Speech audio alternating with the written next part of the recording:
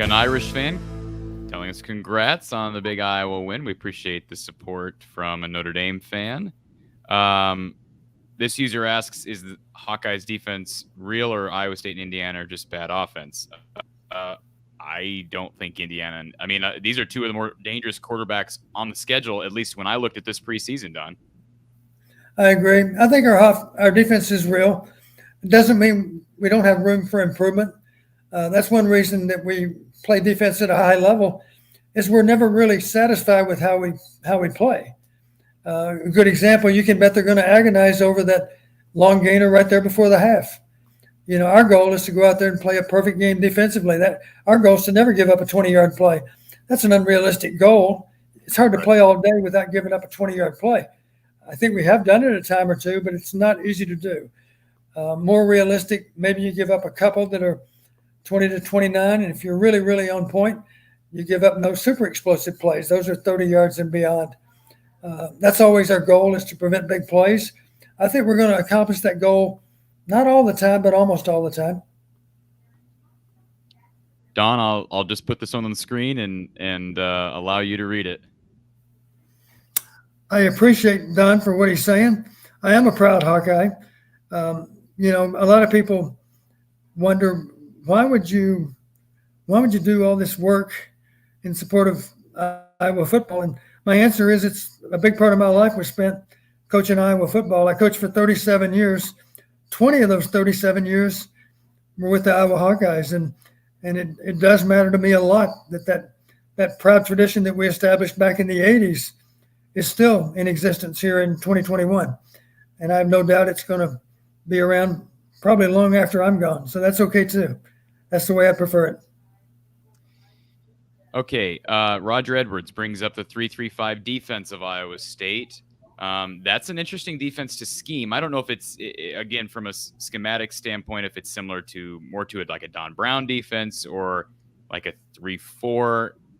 You tell us, Don, what's it like preparing for this 3-3-5? Well, I'll tell you this. If you're preparing for a defense that's a little bit unique, that makes it more difficult. Let's face it, the assignments are different. A lot of the plays you run against the more standard defenses, you better think long and hard. You better not assume that those are good plays versus a stacked defense. 3-3-5 defense is what we call a stacked defense. It is a unique preparation. I have no doubt that we spend quite a bit of time in the offseason even formulating ways that are better to attack a 3-3 defense, because the one thing you know out of our coaches is we know we have to find a way to gain a winning edge against Iowa State, not just this year, but every year. And that's a challenge because they've got a wonderful football program over in Ames, and it's always going to be a challenge to beat them. We've been able to meet that challenge for now, 6 years in a row, or is that right? 5 or 6? I'm not sure. Six games in a row, of course. So 7 years. Well, 7 years. Last year was not a year. Yeah, you're right. But it's the history of the series, of course.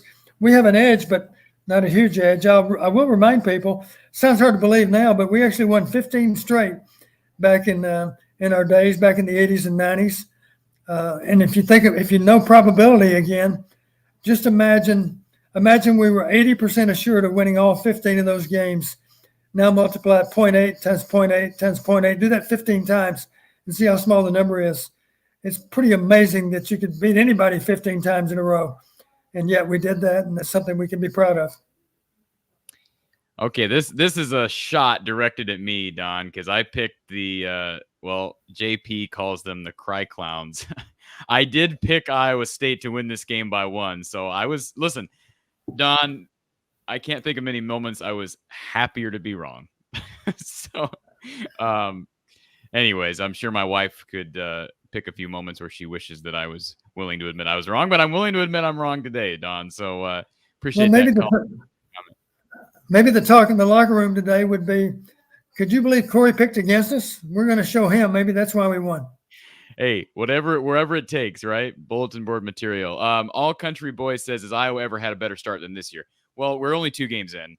Obviously, Iowa rarely plays 2 marquee opponents weeks 1 and 2. So maybe it's a valid comment. But again, we are just 2 weeks in, Don.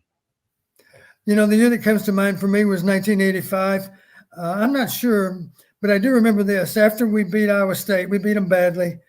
We were coming back from Ames, and I think that's when we found out we were voted number one. I think that might have been game 2. I don't recall who we started with, but obviously we got off to a good start that year. Otherwise, we wouldn't have been number 1 ranked after just 2 or 3 games. So that start in '85 might be similar to what we've got now. You could argue, though, that we beat more quality opponents this year than we did back in '85. So in that regard, this is one of our best starts ever. Okay. Again, trying to run through these final comments. We don't want to take too much of your time, Don. Charles asks, he wants to know if deploying twin tight end sets could help in run and pass, similar to when we had Fant and Hawkinson. Of course, Lachey, we haven't seen more than just these 2 games from him, but any thoughts on Charles' observation there? I did make a comment. Really, it was about both teams. Good use by both teams of 12 personnel. 12 personnel meaning 1 back and 2 tight ends. And that would mean, of course, 2 wide receivers on the field. And the nice thing about both us and Iowa State, they have 2 good tight ends also, if there's any number of snaps in a game. But the thing that's kind of unique about both of us, we don't line up in the traditional way. Just because we're in 12 personnel doesn't mean that we won't have 4 split receivers. The tight ends might be inside receivers, but they're not adjacent to the tackles. So in that regard, it's a 2-by-2 formation, if you will, a slot over here, a slot over there. It could be 3 on one side and 1 on the other, of course. Tight ends move around a lot. Sometimes they end up as fullbacks, sometimes as tight ends, sometimes as inside receivers. But those are all, I think it bothers defense for you to have multiple formations involving the same personnel. Both us and Iowa State do a good job with that when it relates to 12 personnel. All right, let's run down the list here. Don't want to miss anybody. Again, if you want to call in these final few minutes, 860-499-3332. Ross Kim, not quite sure why Ferentz let ISU score and even try an onside kick. Well, obviously, Kirk didn't want them to score. I do think maybe there was something. We talked about this at the beginning of our show, Don, that maybe some of the defensive linemen who came in, maybe that was a bit soon. But that onside kick did make me a bit nervous. I'm sure you were getting clammy. Yeah, I thought some interesting strategy at the end of the game, and I think Matt Campbell was right. A lot of people were surprised. As soon as they got in field goal range, they lined up to kick a field goal. Well, if you think about it, if we simply continue to play football and they try to score a touchdown, the clock will probably get them before they get to the goal line anyway, and they needed 2 scores. So if they could have kicked a field goal, it would have given them a chance, of course, to onside kick, get the ball back, and then have a chance to win or tie. So I think his strategy was good, and wouldn't you know it, the kicker fouled up the whole thought process by missing the kick. I feel a bit sorry for the kid. I was happy when he missed it, but a lot of sad cyclones. And Charles makes a comment, Don, the GOAT. So that's a compliment to you, Don. And Charles, you're too kind. I appreciate that. James Hemmer, what about the throw Charlie almost had as well? I felt it was really thrown really well. Yeah, it was a bit long. It was the one in the corner of the end zone. Charlie did nearly come up with it, had that toe in bounds. Yeah, I thought he did a great job. It's not easy to get your toe inside the line. Of course, your focus is on the ball, and yet your feet have to.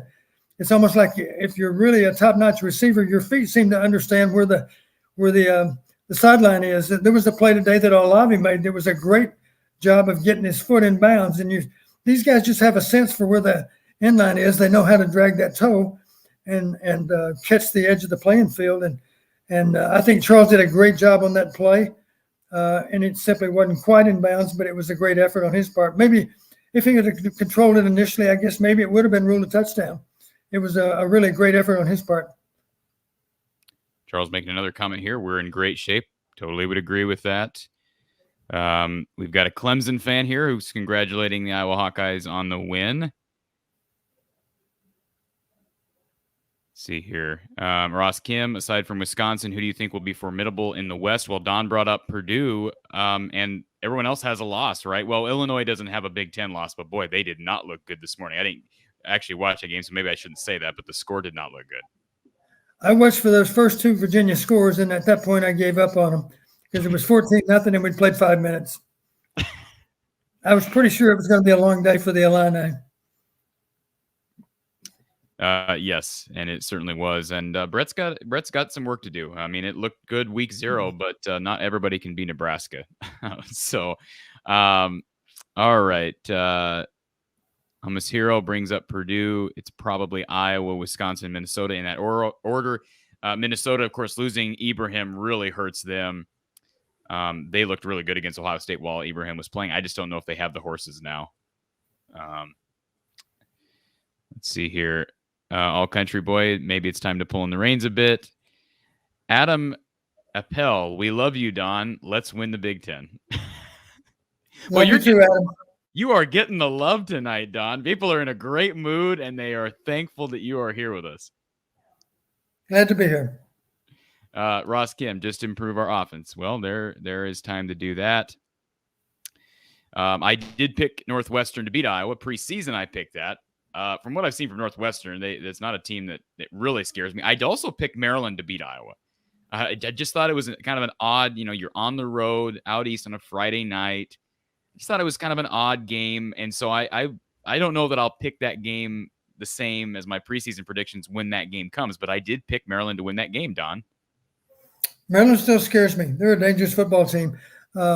They beat West Virginia last week. I don't know what happened today. Any idea? You know what? I've been, like I said, I'm just so zeroed in.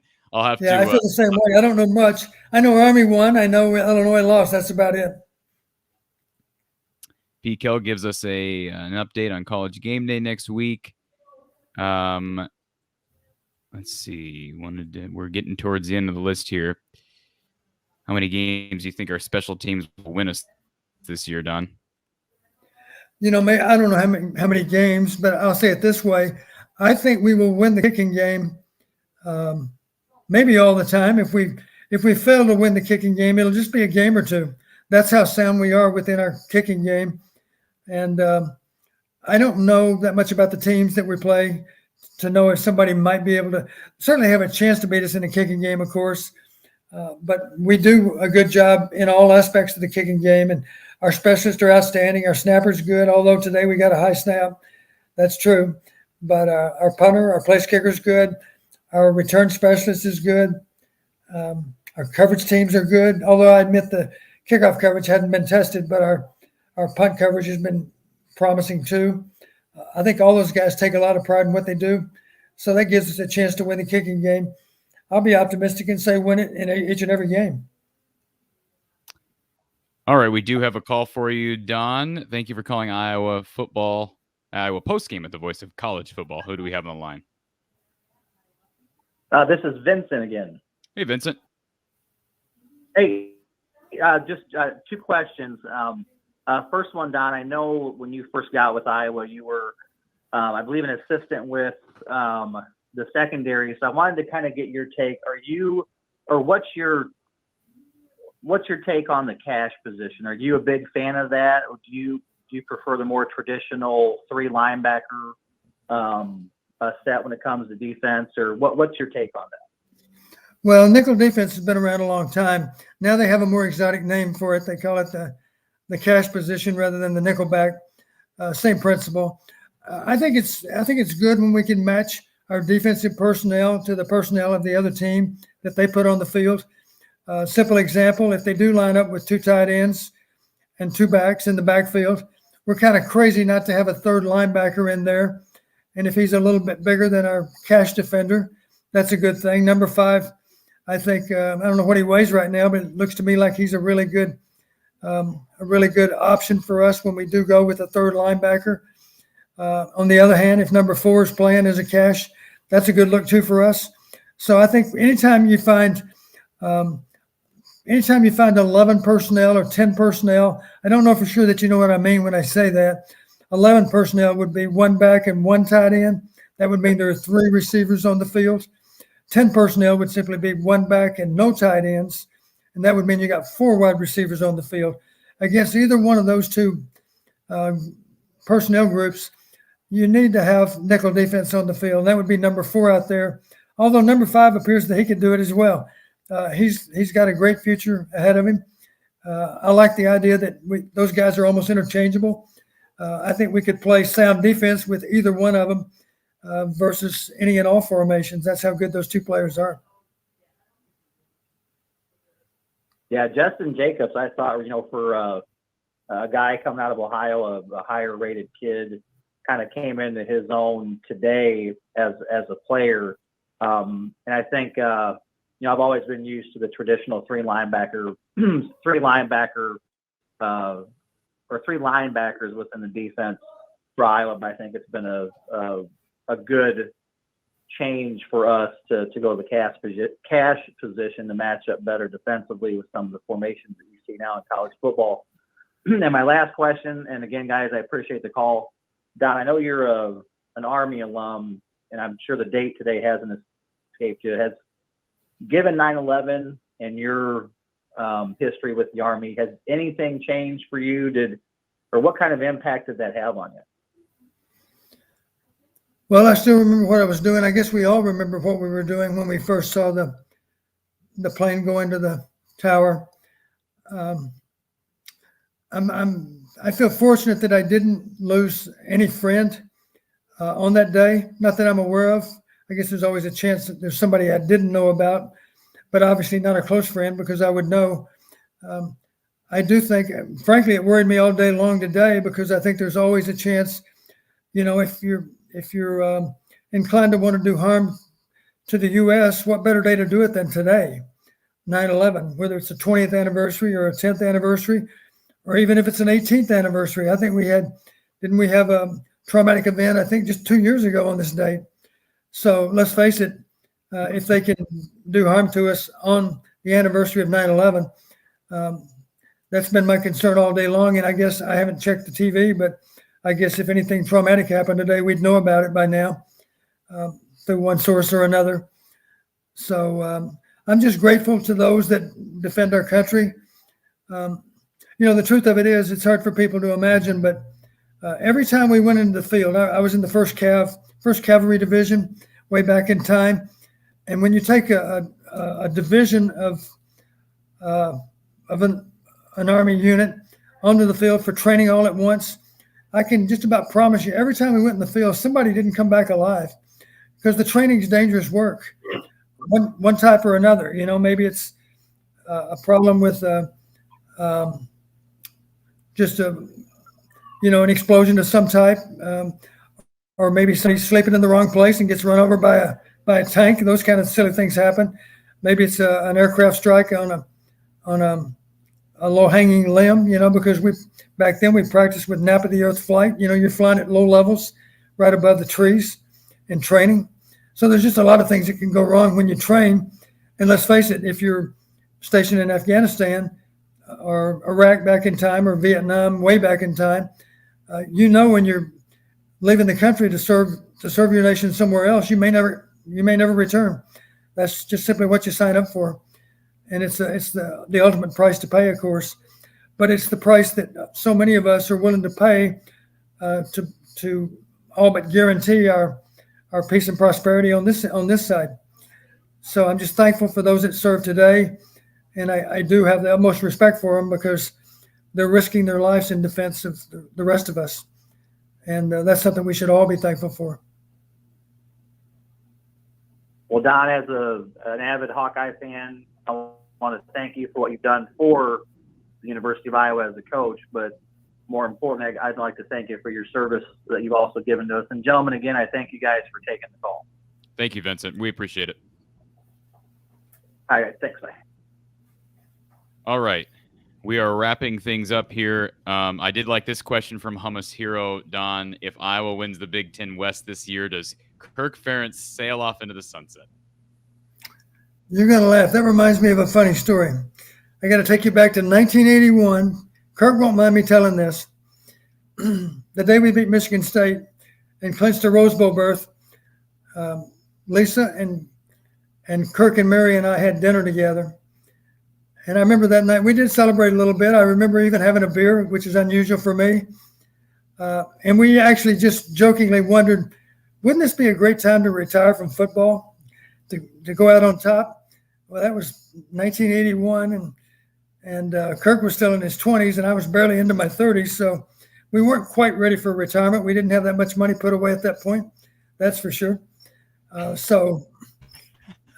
guess it would be tempting on Kirk's part, but here's what I know about Kirk and his relationship with his players. Those guys he recruited, those younger players that he recruited, they signed on with Iowa with the expectation that Kirk was going to be their coach. So even if we had a great season and went out on top, I think Kirk would feel a tremendous sense of loyalty to those players that he just now recruited to the program. And for that kind of reason, I doubt seriously that he would sail off into the sunset, as they say. Well, this comment doesn't make a lot of sense. I have to say that. All right. There's a comment. Ohio State is a very beatable this year. We can win the Big Ten. Petras needs to calm down. He had a lot of high throws. Any of them could have been an interception. That's true. Very true. But as far as today, this B. Wagner sums it up. Want to thank Coach Patterson for his wisdom and his insight. And Don, I would agree with that. We really appreciate you hanging out with us for an extra long period of time this evening and dealing with some of our technical issues as well. And certainly it's a great day. And I encourage fans, I'm sure you would do the same, Don. I encourage fans to enjoy today because this was a special day. I mean, to win the 6th straight Cy-Hawk game, you just can't. I mean, just in history, this is a rare thing, especially with the status of this Iowa State program right now. Matt Campbell's got things rolling, but Iowa has had Iowa State's number, and that's nothing to take for granted. That's true. Thanks to B. Wagner for his kind remarks. I appreciate it. And I want all of you to know I enjoy visiting with you about Hawkeye football. It's something that's near and dear to my heart, too. All Country Boy talks about a bruising back. Maybe one of the Williams brothers. That's one comment that I did miss that I wanted to throw up here. And I know, Don, you are high on the two, on LaShawn and Gavin Williams. So who knows? They may end up getting some time this year as well. And there was one other comment that was toward you, and I don't want to miss it. Here it is. Event Tide says, great show as usual. Love hearing Coach Patterson's perspectives. So I appreciate that, and I'm happy to share my insight. So again, wrapping things up today, Iowa with the 27-17 win over the Iowa State Cyclones, and Spencer Petras improved, seemed to play better. Again, the defense has just been spectacular. So things to watch for next week. John, do you have anything else Corey, to you're add cutting about in and out. Kent State? I'm sorry. Do you have anything else to add on Kent State, Don? Well, I think we have to. All I would do is simply mention Toledo versus Notre Dame. That's one. That's another MAC team versus a powerhouse football program that's one of the best in all of college football, and that was a struggle. So we just need to respect all opponents, fear none. That's all. We need to give Kent State the proper respect they deserve. We need to expect them to show up and bring their best possible game, because it'd be a huge feather in their cap if they could somehow find a way to beat us. So we got to approach that game just as we did the Iowa State and the Indiana games. Let's put our best foot forward, and let's be sure if we ever do go down, we go down playing at the top of our game.